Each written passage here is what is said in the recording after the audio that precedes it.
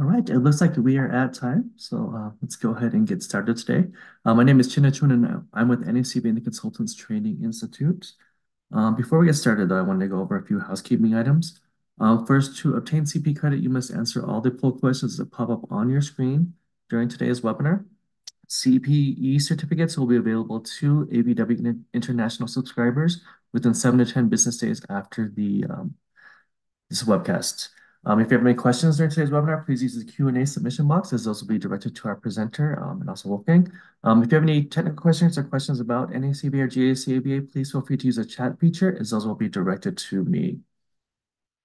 During ABW, the domestic US version and also the international version, we do try to highlight many of the articles that are published in different publications. Some of the information is provided in your materials. If you want to view additional articles or maybe some other information that we have to offer, please feel free to click on those links and visit some of the other publications that we have available to you. This page shows our technical editors, many that you're familiar with. Today we have Wolfgang Nies joining us today, but we also have Andrew Newman and Patricia and Brian Jones, who are also members of the team. In our lineup today, we just have a few moments with the GACB news, where we'll go over some business value and valuation news items from around the globe. And then we also have our special guest, Deborah Taylor, today with our expert insights, who will be talking about Mind the Gap. Is the increased use of non-GAAP metrics helpful or misleading for valuation? And with that, I'm going to turn the time over to Wolfgang, who will get us started. Yeah, thank you, Chanda. Warm welcome from my side as well. Good afternoon from Germany. I would like to announce a new issue of our European Business Valuation magazine, which is published today. And I will share the link to the download in the chat box if you would like. It's for free.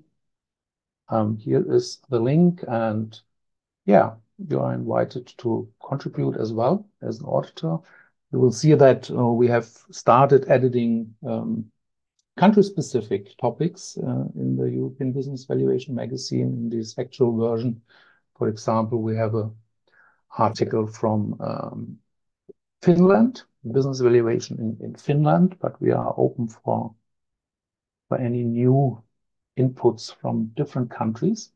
Another article is on ESG, focused on business valuation and real estate, as well as insights in the cost of capital study 2023 from KPMG. All these are the topics from the actual issue, and as in each issue, we updated industry betas and multiples provided from KPMG, and we have an update on discounts for lack of marketability, which are calculated once a year for different countries in Europe. So having said this, I would like to share another link in the chat box.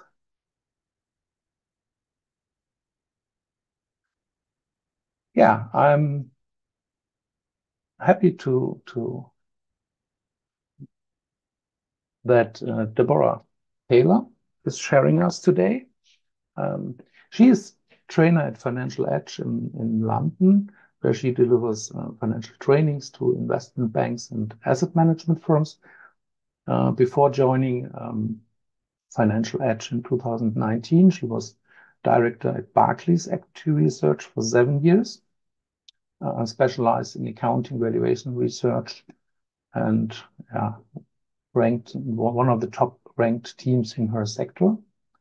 She worked also as a co-head of sustainable and thematic investing, carrying out research on corporate governance issues, and that was the reason for the link in the chatbot.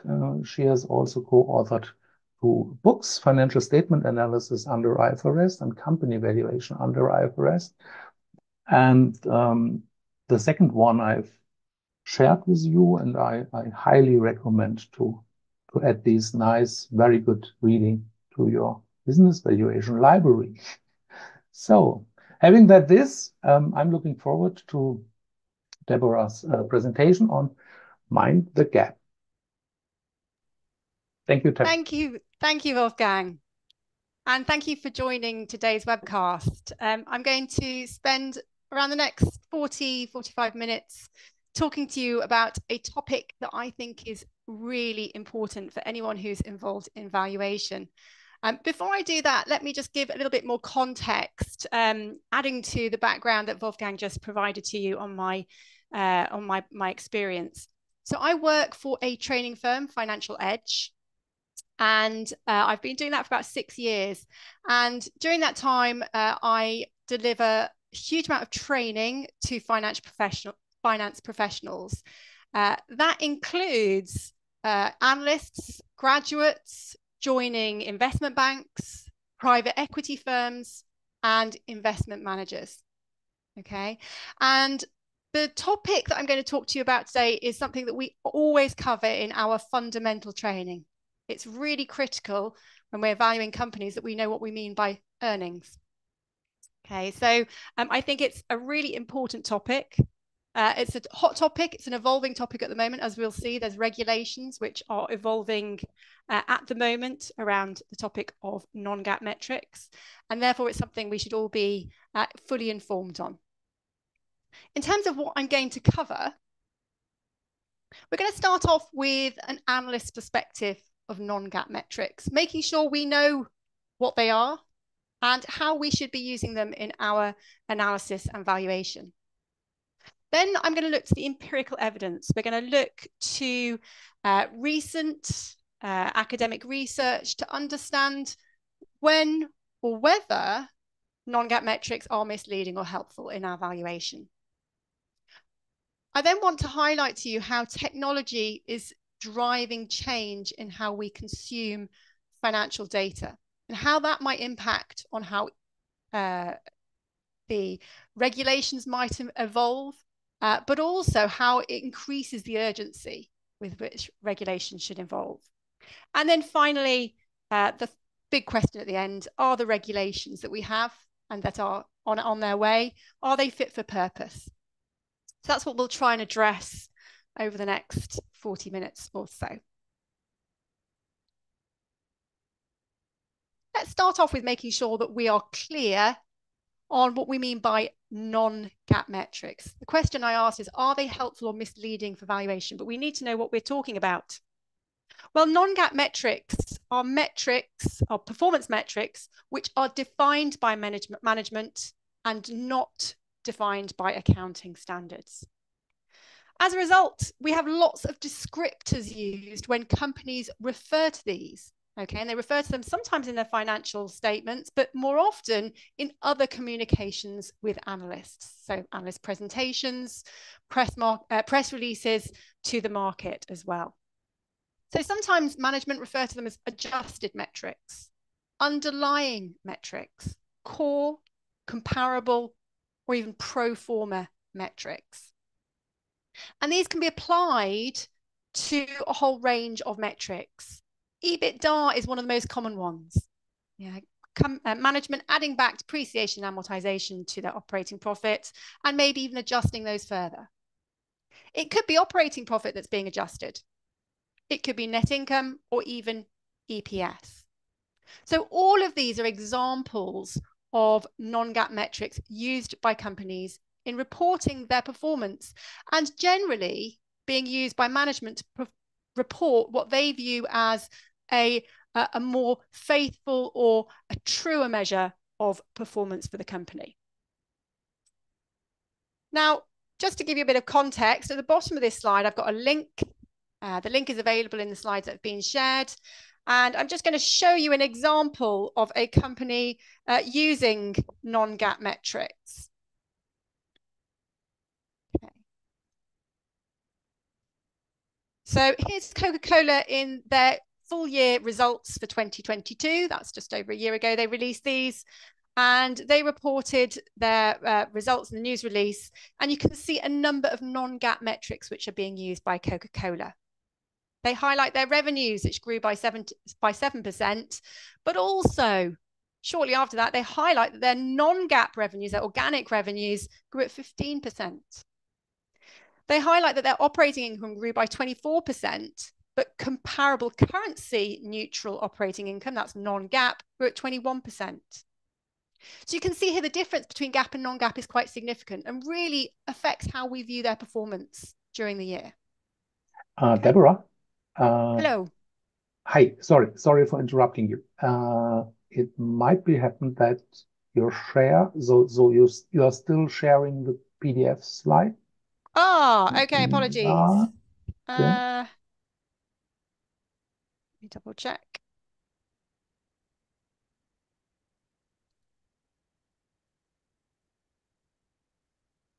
Okay, what I'll do is I'll just stop sharing for a second and reshare. Yeah. I think you have to share your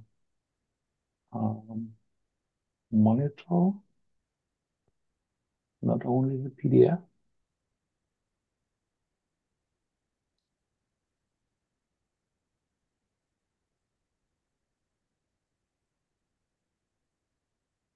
Yep.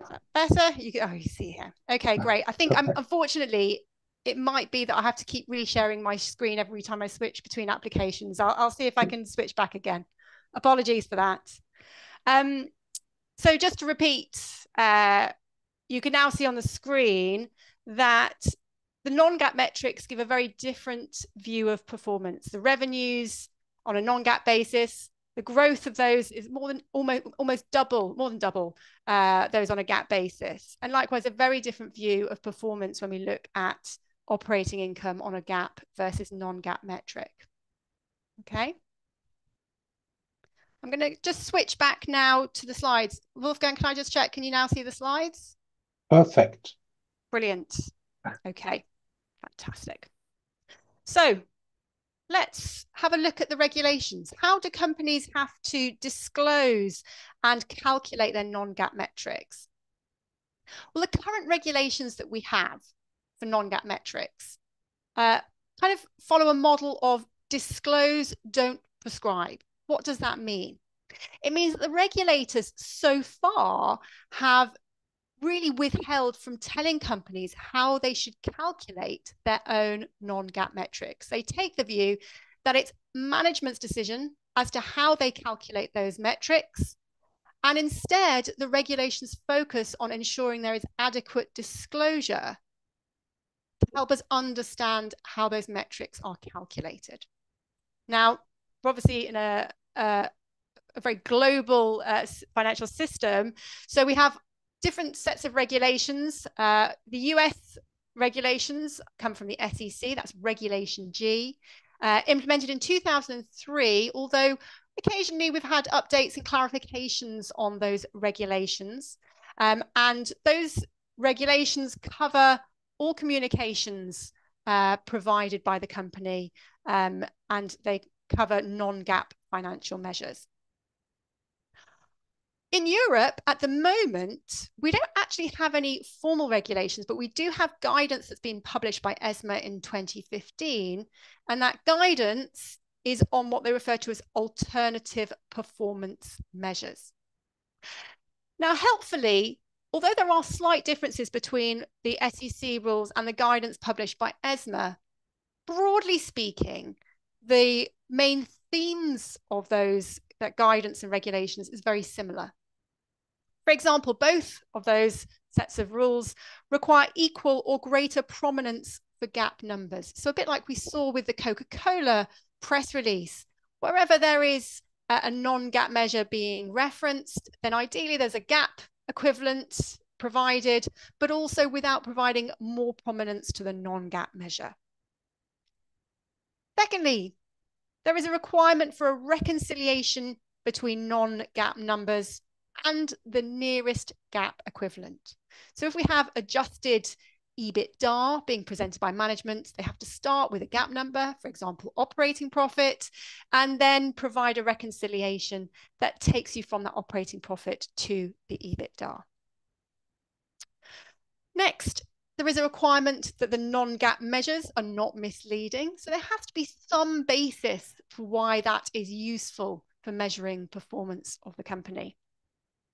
And then finally, non-GAAP measures should be consistent over time. So companies can't pick and choose how they define their GAAP measure, their non-GAAP measures each year. And if they do change, ideally they provide an explanation of how those changes affect the metrics. Okay, so that's where things stand at the moment. Now, you may be aware that we have a new accounting standard under IFRS, which will be published in the coming weeks. IFRS 18 is expected to be published sometime in April, with an effective date of the 1st of January 2027. Now, what will that accounting standard do in terms of non-GAAP metrics? Well, there's lots covered in IFRS 18. It covers presentation and disclosure in financial statements. So it's much broader than just non-GAAP metrics. But just to highlight for you the key elements which are relevant for management performance measures in particular. Well, first of all, IFRS 18 introduces a requirement for companies to provide operating profit as a measure on the face of the income statement. Secondly, IFRS 18 does require disclosure of management-defined performance measures in public communications and a reconciliation to support that. So a clear reconciliation between management performance measures and the nearest GAAP equivalent. Interestingly, the scope of management performance metrics does exclude EBITDA. So as long as it's not been adjusted further, it's just operating profit before depreciation and amortization, then it doesn't require a separate reconciliation. And then finally, the standard also provides some guidance on items of income and expense that can be referred to as non-recurring items. So if there are unusual items of income and expense, which are highlighted in the footnotes to the financial statements, then there is guidance in IFRS 18 as to what might qualify as non-recurring. But the important thing here is that it still follows that disclose, don't prescribe model. There is still very little around regulating the way in which those metrics are calculated. And my concern is that there is increasing risk that we just end up with a shadow accounting system that's unregulated. Because as we're going to see as we go through this rest of this presentation, these metrics hold a huge amount of importance for analysts, and it's important, therefore, I think, that there is adequate regulation. Now let's have a look at how analysts look at non-GAAP metrics. Why are they so important? Now, in fact, one of the first sessions we usually run for new graduates joining investment banking or private equity firms, part of our Accounting 101 class, is ensuring that they know how to identify an appropriate measure of earnings for assessing performance. And as part of that, often it does involve looking at management's own performance metrics. And the message that we give people when we're training is to check the rec. What does that mean? Well, assuming that the company has provided a reconciliation from non-GAAP to GAAP measures, that we recommend that analysts scrutinize that reconciliation and identify the adjustments that have been made by management. And the idea being that if you scrutinize those adjustments, you're much more able to come up with a view as to whether those adjustments are useful, informative, when it comes to predicting the future and assessing performance, or whether these adjustments are maybe opportunistic. Now, very broadly speaking, we can categorize the adjustments made by management into 3 categories.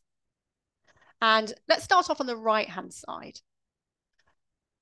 We often see companies excluding volatile items when they're adjusting things like their operating profits or their EPS.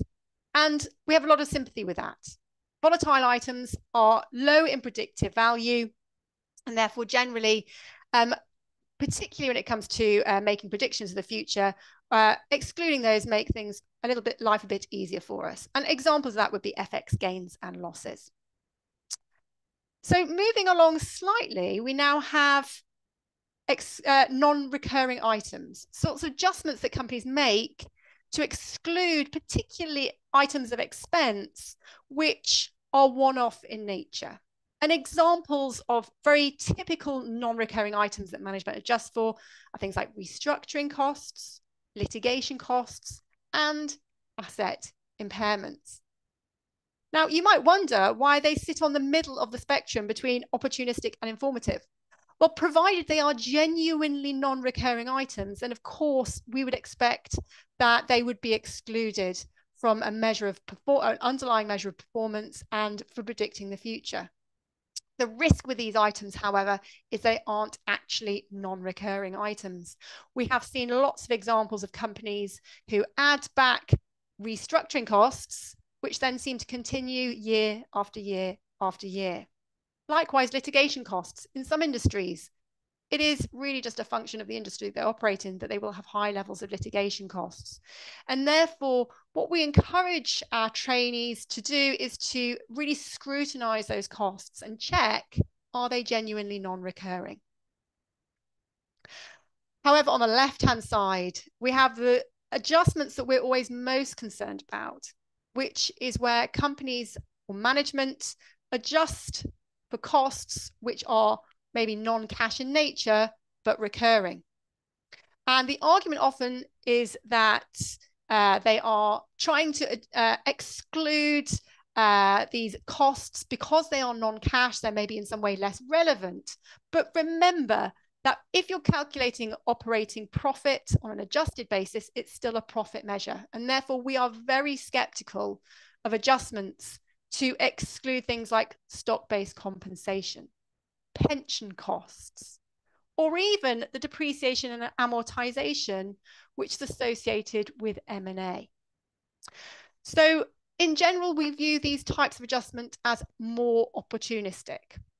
Okay, and we generally encourage our analysts to consider whether they're, in terms of predicting the future, whether it's relevant to be adding back these sorts of costs. So that's the way we generally approach it. Check the rec, make sure that you've assessed whether the adjustments that management make are appropriate. And if you disagree with what management have done, then add those costs back in. There's no shame in adding back those costs and coming up with what you think is a more predictive measure of earnings and a more reliable measure of performance. So that's how we train our analysts on non-GAAP metrics. But even so, there are huge concerns that the way that the non-GAAP metrics are being used opportunistically by management. Here's some examples of recent articles which have highlighted this. Actually, this first one on the screen was from Terry Smith, who published an article in the Financial Times in 2015. He highlighted some of the aggressive adjustments being made by pharmaceuticals companies. And he asks, why bother cooking the books at all? Pharma groups switch to core earnings, excluding many charges.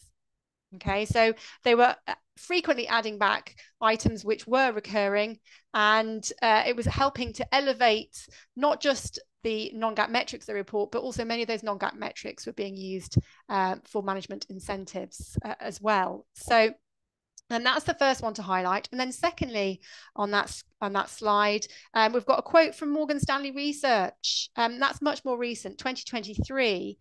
They highlight that the pressure to meet expectations in a turning economy means that companies tend to stretch adjusted headline earnings versus reported earnings. So even they are highlighting how aware they are that non-GAAP earnings can be used opportunistically, particularly at certain times or certain points in the cycle. So given that we have these concerns, why is the regulation not doing more to address them? Well, let's have a look at some examples of some recent non-GAAP disclosure. And I've highlighted this or given this the title of the good, the bad, and the ugly. So just some examples of what I personally think are relatively good and maybe not so good examples of non-GAAP disclosure. And I'm just going to jump back into some recent filings. So I'm just going to jump onto Coca-Cola's 2022 press release again, but this time I'm going straight to the reconciliation of non-GAAP metrics. And can I just check that you can see my screen okay? Yeah, that's perfect. We see it. Fantastic. Okay, so here we have Coca-Cola's reconciliation of GAAP and non-GAAP measures. And you can see here, for example, their net income per share, that's their EPS, on a GAAP basis. And below that, on a non-GAAP basis. And there's lots of adjustments made. But first of all, those adjustments are clearly labeled. So they've got impairments. They've got some adjustments for equity investees. They've got transaction gains and losses. They've got some restructuring charges. And below that, if you keep scrolling down, they've got some explanations further down here as to what some of those adjustments relate to. So nice and clearly explained in their reconciliation, and nice clear trail of how you get from the GAAP to the non-GAAP measure. Okay, so that's kind of the good. That's the best case scenario in my view. Now let's have a look at a European company. This is, in my view, less good. Why do I think that? So here we have a reconciliation of IFRS net income and non-IFRS net income. And this is Ubisoft. And this was in their 2022 results. And we start off with the revenues of the company on an IFRS basis. And then they make an adjustment to take those IFRS revenues basically from an accruals basis to a cash basis. And those cash revenues are then used to calculate their non-GAAP income. Okay, and not only have they gone from an IFRS to a cash basis on the revenues, but also they add back stock-based compensation and some non-recurring items of income and expense. So I would question whether that really is an operating income number. There's a number of adjustments which basically take you from an accruals basis to a cash basis. And we're really then in that murky world of, oh, is it really even an earnings metric at all? Okay, so although clearly disclosed, reconciled, and explained, maybe some of the adjustments here are suboptimal. Now, the final one I want to show for you is another gaming company. The gaming companies do love their non-GAAP measures. And this is Electronic Arts. And we can see here that they actually don't provide a reconciliation at all, which is really why I would view this as the lowest quality disclosure of all the ones that I'm showing you today. So instead of providing a reconciliation and maybe a way of kind of navigating around the rules, they highlight the GAAP numbers in the first column and then just kind of showcase some examples of GAAP-based financial data that analysts might want to adjust for in their own metrics. And so we have here acquisition-related expenses. We have, again, highlighting the adjustment to take you from an accruals basis to a cash basis on revenues, and then some restructuring-related charges, and some stock-based compensation. So they highlight all of those items, which they argue correctly is based on GAAP-based data, but they don't fully provide a non-GAAP number, and therefore don't have to provide a detailed explanation of how those numbers have been calculated.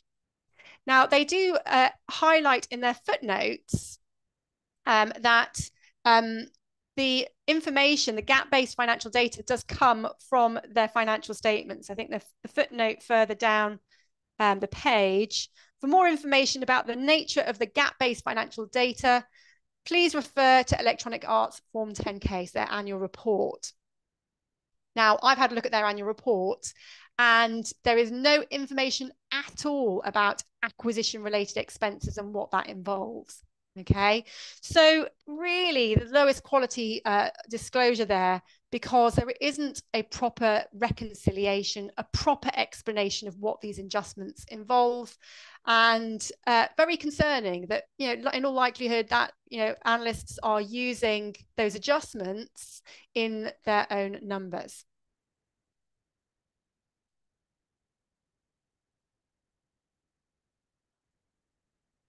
Now let's go back to my slides. So I've highlighted for you their current practice using non-GAAP metrics, how companies disclose, the regulations, and also how analysts that we train tend to approach their scrutiny of those metrics. Now let's have a look at the evidence on whether non-GAAP metrics are actually informative or opportunistic. I'm going to highlight 4 pieces of evidence for you here. And the first one is on this slide. It's important that we start off with this evidence, which shows us that non-GAAP earnings matter. They move markets. And this is actually quite an old bit of evidence. It's from a report, GAAP versus the Street, that was published in 2000. It was based on an analysis of US companies and their non-GAAP EPS disclosures. And it compared the earnings response when company earnings were announced and whether or not those earnings, the results moved the markets. And on the vertical axis, we have the earnings response coefficients. That's the extent to which the share price reaction is correlated with EPS on a GAAP basis and on a Street basis, Street being non-GAAP. And it's quite clear from that chart that there is a much stronger correlation with share price reactions and non-GAAP earnings than share price reactions and GAAP earnings. Okay, so the first takeaway here is non-GAAP earnings do matter. They move markets, and that is why analysts focus on them. Okay, and it provides evidence that, in all likelihood, non-GAAP earnings are more predictive. Let's see if that is the case. So the second piece of evidence suggests that non-GAAP earnings are more informative. And this is based on a piece of research that was conducted on Australian company reports between 2000 and 2014. So much more recent piece of research. Now, what the authors of this research did was they measured a number of pieces of information around non-GAAP earnings. It focused on EPS metrics, I should highlight. And I'm just cherry picking here the 2 bits which I think are most interesting. And that's the level of persistence and predictability of non-GAAP and GAAP EPS. Now, looking at the bar chart on the left-hand side, the authors measured the persistence of non-GAAP earnings and also GAAP earnings from one period to another. And the coefficient, when they looked at that over a number of years, shows a much stronger level of persistence for non-GAAP earnings than for GAAP earnings. So this suggests that GAAP earnings are indeed, non-GAAP earnings, are much more persistent than GAAP earnings. What about predictability? Well, the authors then looked at the extent to which both GAAP and non-GAAP EPS could predict next year's GAAP EPS. And they looked at the coefficients associated with both GAAP and non-GAAP earnings, and that's the middle blocks. And we can see there that non-GAAP earnings were much more important as a predictor of next year's GAAP earnings than the GAAP earnings. And then finally, the authors also looked at the predictability of non-GAAP earnings with reference to both GAAP and non-GAAP earnings. And here we can see that the non-GAAP earnings are really important for predicting next year's non-GAAP earnings. And in fact, it was pretty much close to 0 for GAAP earnings in that analysis. So this suggests that non-GAAP EPS is more informative than GAAP EPS. But remember, this is on average. This is looking across a number of different companies. So then we need to question, well, are there situations where actually non-GAAP earnings are more opportunistic? So let's look to the third piece of evidence. And this third piece of evidence, I have titled, Not All Metrics Are Equal. And this looks at a piece of research that was published. It was actually just a working paper. It was published on US companies using data from between 2005 to 2016. And this focused on the use of EBITDA as a metric. Now, the finding here is in 2 parts. First of all, on the left-hand side, you can see this chart. EBITDA reporting over time. And we can see that EBITDA mentions in annual reports in the US have grown significantly during the research period. So EBITDA reporting has increased. But secondly, the report highlights that companies which do report EBITDA exhibit higher forecast errors and are more likely to miss analyst forecasts. This suggests that maybe EBITDA is used as a metric more often when companies are going to disappoint at the EPS level. Also, what's interesting is that this relationship is much weaker when you use other non-GAAP measures, for example, EBITA or even EBIT. So the concerns around forecast errors and misses on analyst forecast benchmarks is really most strongly associated just with using EBITDA as a metric. Also within the research, they dug down a bit deeper to identify that smaller, less profitable and more capital intensive companies were much more likely to report EBITDA, and that relationship intensifies when you the more frequently they refer to that EBITDA measure, the more likely that they were to be small, less profitable, and more capital intensive. So I think we need to be particularly cautious when we're looking at companies which do choose to present their own EBITDA metric. And question, well, why are they doing it? Is it to help us understand performance, or is it really just used as a way of being opportunistic?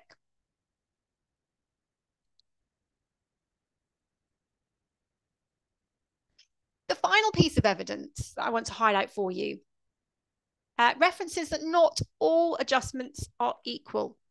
Now, this piece of research, first of all, doesn't specifically cover non-GAAP metrics. It focuses on stock-based compensation.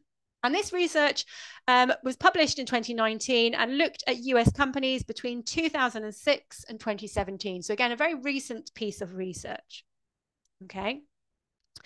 Now, in the research, they focused, as I mentioned, on stock-based compensation, and they highlight that stock-based compensation during the research period increased from about 2.6% of operating expenses to around 3.8% by the end of the research period. Separate research has also highlighted that companies excluding stock-based compensation from their non-GAAP EPS roughly doubled during that time. So behavior has changed, both in terms of the use of stock-based compensation, but more importantly, the extent to which management are using that as an adjustment when they're reporting their non-GAAP metrics. So with that context, let's have a look at the results of the research. Well, effectively, this research focuses on the valuation implications of stock-based compensation, and therefore whether it's possible that this is misleading analysts and the market participants. And they highlight that companies with higher stock-based compensation have higher multiples and generally higher valuation metrics, but generate lower returns. So what's the evidence here on the screen? Well, on the left-hand side, we have a table which highlights valuation ratios and growth by quintiles of stock-based compensation to sales. What does that mean? Well, what the authors have done is they have grouped companies based on the level of stock-based compensation to sales, and they've grouped them into quintiles. So at the bottom quintile, stock-based compensation's under 0.1% of sales, and at the top, it's around 4% of sales. They then look at the average median PE multiple for those quintiles. And we can see there that companies with the higher levels of stock-based compensation as a percentage of sales also have the higher multiples. Now, maybe also unsurprisingly, we have much higher levels of growth for companies which use higher levels of stock-based compensation. Now, clearly, there is some correlation between PE multiples and growth. Okay, so then we have to ask ourselves, well, is this actually useful? Is this highlighting a concern that maybe companies which use stock-based compensation are being overvalued? Well, The researchers then did some work to control for growth in their analysis. And when they did this, they still identified that even when you control for growth, companies with high levels of stock-based compensation as a percentage of sales still have higher multiples, higher valuation metrics. This does suggest that there's a risk that these companies are being overvalued. Maybe the analysts are ignoring the stock-based compensation in their valuation analysis. Maybe in their DCF or even in their calculation of multiples, they're not capturing the value that's being transferred to those receiving the stock-based compensation. Well, let's have a look at the table on the right-hand side. This looks at how the impact on returns of those companies. So portfolio regression analysis, running that by quintile, so the companies with the lowest level of stock-based compensation actually generated the highest portfolio returns. And conversely, those that have the highest level of stock-based compensation as a percentage of sales generate the lowest portfolio returns. So although stock-based compensation results in higher valuation multiples and higher growth, it actually generates the lowest level of returns. And with the portfolio returns, again, the authors control for firm characteristics such as size and momentum to try and identify, well, is this just because of maybe a particular sector or industry incentivized well, and that's maybe influenced the results? But even when they control for these, they still identify that these results hold true.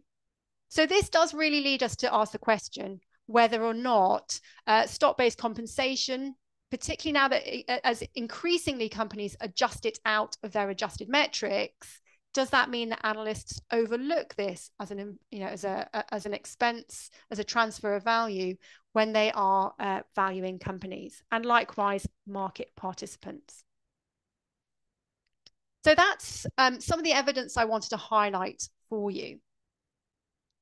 Now let's have a look at technology and how that's evolving and how maybe that will influence further how this financial data is used. I think we all are aware of the focus on things like big data, artificial intelligence, and how the importance of how that's affecting how we use financial data. So let's have a look on this slide. When I first started out as an analyst, the process of scrutinizing financial information was very manual. So previously, financial data was collected manually. I mean, it used to be literally open up a set of financial statements, but even then, more recently, it became that you opened up the PDF, you search through the document for the information you need, and you manually extract that. That therefore required heavy scrutiny of source documents. Looking through the data to really understand where those numbers are coming from. However, now that information is much more technology-based, we now can automate some of the process. For example, although earnings announcements, things like press releases, tend to be scrutinized by analysts and the data collected manually, much more of the financial statement data is collected automatically, either using XBRL, so data being tagged automatically and extracted automatically from source, or even just relying on systems like Bloomberg and FactSet that allow analysts to grab the data without having to go directly to the source. Even then, the analysts still tend to scrutinize the source document to make sure they verify that it's come from the correct numbers come from the right place. So there is still some modest scrutiny of source documents. But with how technology is developing, increasingly we are moving towards more automated collection of data. Even unstructured data, such as press releases, is increasingly likely to be the data collected by AI rather than from an analyst. And that means that source documentation really becomes only used for context. Maybe there will be sometimes some checking of the source document, but in a situation where metrics like non-GAAP metrics, there's no real regulation as to how they're calculated. It's all about how it's disclosed. Well, that approach becomes much more risky. So the question I ask is, are the regulations fit for purpose, particularly with how financial data is evolving? We know that there is evidence of non-GAAP opportunism. Yeah, we know that there have been situations where companies have overstated their underlying performance by making aggressive opportunistic adjustments. Now, as I say, the regulations rely heavily on us being able to spot this through scrutiny of the reconciliation. But as use of non-GAAP data increases and tech helps us to unbundle that data from source documentation, then maybe the burden should shift from those scrutinizing the documents to regulations constraining how those metrics are calculated.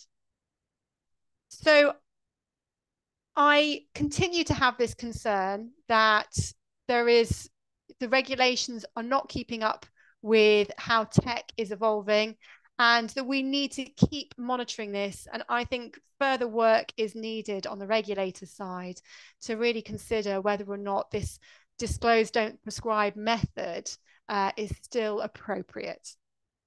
So that's what I wanted to highlight for you today in terms of non-GAAP metrics. As I mentioned, these are, although widely used by analysts that cover public companies, of course, these the multiples which are derived using these metrics are then referenced even in the private market. So it's really important that we have robust underlying data for our analysis.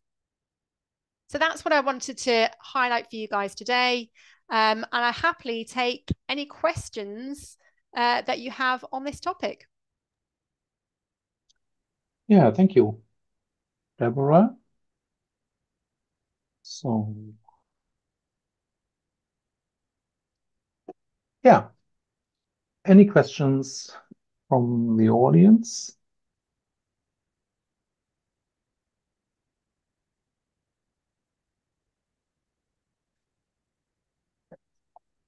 Not so far.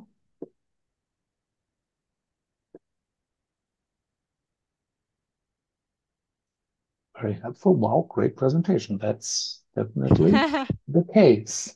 From my side, you showed a graph with a stock reaction on GAAP and non-GAAP earnings, and it is shown clearly that the stock market reaction is more closely related to non-GAAP measurements.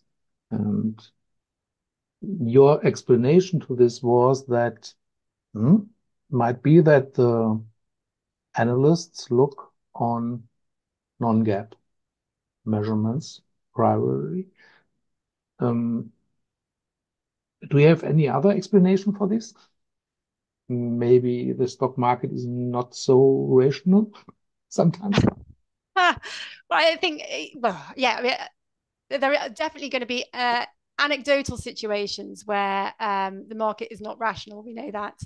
But I think the reality is that when we think about what a non-GAAP metric generally tries to do, in general, it tries to inform, which means that management should ideally try to exclude any information which is not maybe relevant for helping us to understand future performance.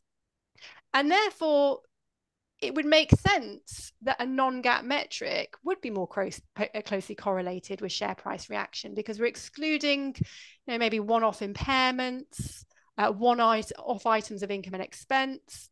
Then that relationship would make sense. So I think for the most part, I'm not skeptical about that. It makes sense to me that non-GAAP measures should be more closely correlated with share price reactions. But my concern is that that depends on the non-GAAP metrics genuinely being more informative. What if they are just being opportunistic? Then it's misleading the market. Okay. We have two questions. One from Daryl. What written guidance might you suggest for more support? Oh, that's a really great question. So I presume you're with reference to your own analysis. So I would say in terms of written guidance, I think there's a lot of I would start off with trying to make sure that you sort of monitor the developments of the regulators in terms of what is appropriate and what's not appropriate in non-GAAP metrics, because that guidance is changing all the time. We often have updates, and as I mentioned, we've got IFRS 18 coming in. And for me as an analyst, when I was working as an analyst, one of the key red flags would be where a company is not following the guidance, because that suggests it's being opportunistic.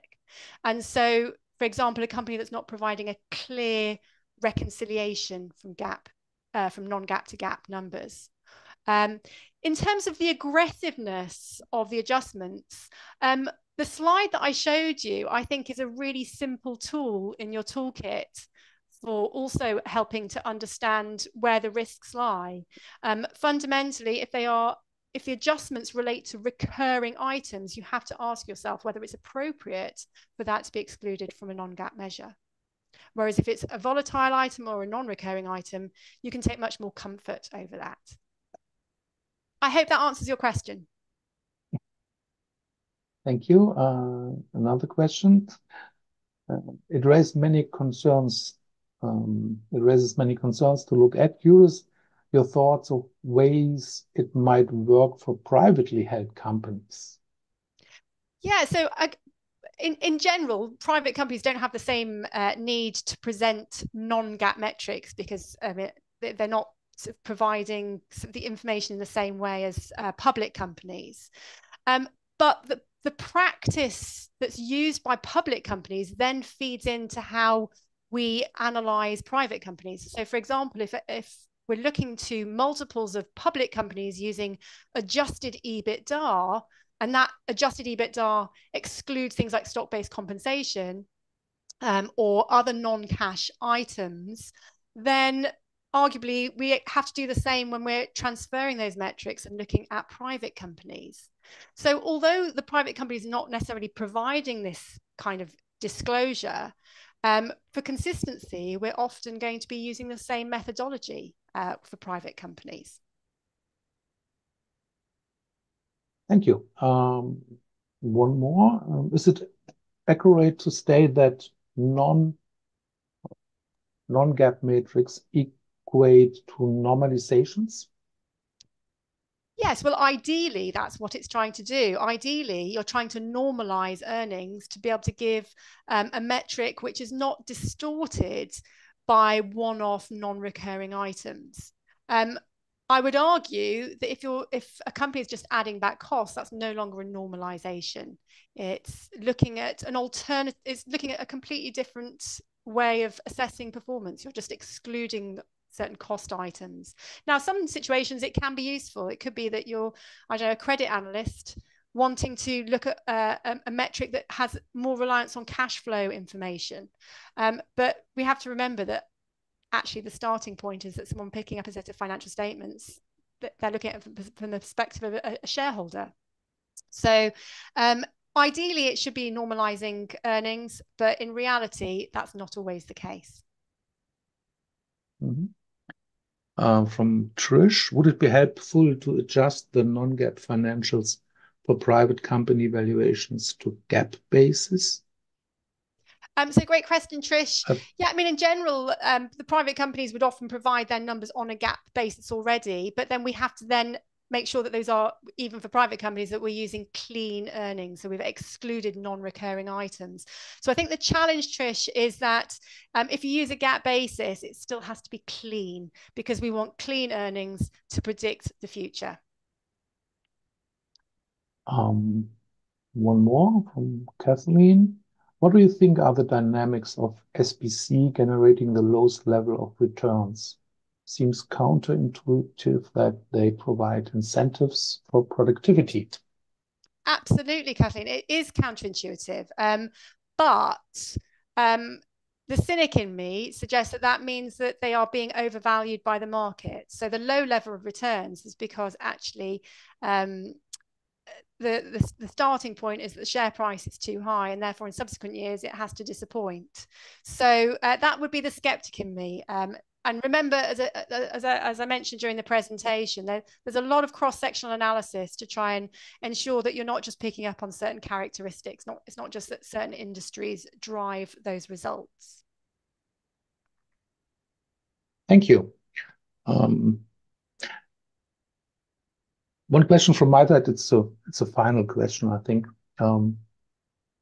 What would be your suggestions to regulators if you could set the rules and everybody in the world would hear you? So I think I'm quite hardcore on this. I think that the disclose, don't prescribe model is broken. I really do think that we're now in a world where, particularly with unbundling of data, some clear rules over what constitutes an adjusted profit metric, what is permissible as an adjustment to profit, would really help to provide much better consistency and transparency over a set of metrics which are now really relied on more heavily than the GAAP equivalent. So why not make them regulated in the same way as their GAAP equivalents? So that's my view. I'm quite hardcore on this. Okay. And the right place to place or to post these information would be in the financial statement regulation, the US GAAP and IFRS, or yeah, I don't see why not. I think part of the problem that we have is that so far the accounting standard setters have said, well, a lot of this information is not in the financial statements, so it's beyond the scope of what we regulate, and therefore it's left to the markets authorities or the markets regulators to try and plug gaps. But that's really quite a tricky thing for a regulator to do, to try and kind of plug gaps in accounting regulations. So, I mean, they either need to talk to each other a little bit more about this, or maybe the accounting standard setters just need to increase their scope. Okay. Perfect. Thank you for this brilliant presentation. Thank you for having me. It's been an absolute pleasure. Yeah. Chanda already shared the next date for April 22nd, where we will stay a little bit in the accounting environment and looking to some accounting topics under US GAAP and IFRS. Yeah. Thank you, Deborah. Have a great afternoon in London. And thank you for your time, and hope to see you in April again. Bye. Thank you. Thank you, you. Chanda.